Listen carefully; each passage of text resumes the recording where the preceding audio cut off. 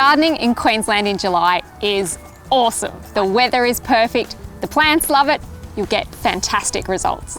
Here are some fantastic ideas for you to do in your garden in Queensland in July.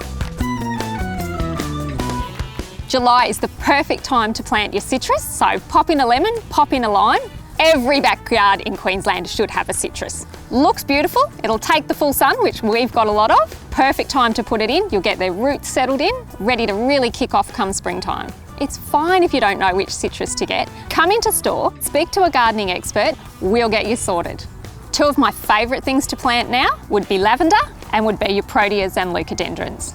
Your lavender, perfect timing to go in. You're going to get heaps of bud, you're going to get heaps of flower.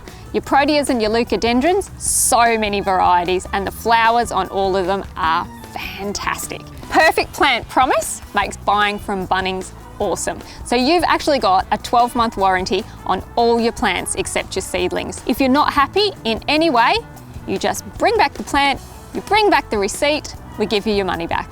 In terms of edibles, definitely be looking at putting your root veggies in now, so you want to put in like your carrots and your radishes. It is a fantastic time for strawberries to go in now. You want to get them in there while it's nice and cold, and you'll get them ripening towards September, October. Beetroot is excellent to pop in now. If you're going to put seeds in, give them a soak in something like sea salt overnight, you'll get fantastic results.